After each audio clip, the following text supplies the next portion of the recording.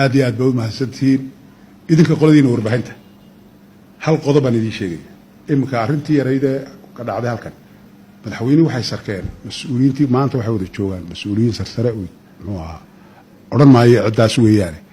waase la sheegi doonaa berri bay soo degay haddii la way imanayaan haddii la yidhaahdo waxaa ugu badnaan 2 cisho ama maalin bay naga maqnaanayaan way sheegi doonaan wixii ay la soo kulmeen iyo sida xajkii way uga warrami doonaan oo ummadda halkaasi ugu maqan yihiin war sawirka yare aad soo dhigaysaan aad ku soo celcelinaysaan qoladeena midiyu oo kolba inay yaroo hadlay aad uga dhigaysaan muxuu ahaa backgroundka ka daaya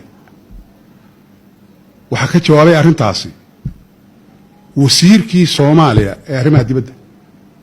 miyay deeq leedahay isagii baa yidhi war maaha waxaan isku tagnay waxaase nimanka annaga codsanno Sacuudiga nidhi aan aragno soo salaano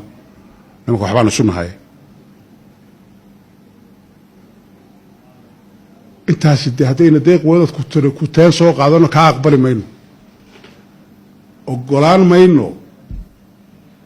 waa la yidhi iyo sidana muxuu ahaa uu jeedayo oo ku baalaan aqbali mayno dee qofku hadduu yidhaahdo mateedu ku baalle ilaa iyo amiirkii makaa ka hadlay adeer oo yidhi halkan waa goob cibaado inta lagu jiro ayaama xurumka siyaasad lama garo oo lagama hadlo baaldha wasaadada oo eega iyo internetka oo iskama odhan una dhacday buu ka jawaabaya markuu caynkaa leeyahay isagii iyo wasiirkii arrimaha dibadda muxuu ahaa Soomaaliya way isu markhaati fureedna markaa caynkaa leeyahay war waxaad yeelaysaa qoladiina midiyu waxna waynu wada galnay 3 magac ilaahay waan idiin sheegayaa imkaba kaan xidhaynaan dib loo furay sababtoo ah iska xidhi maayo wax cad baan ku xidhi dee markaan xidhaayo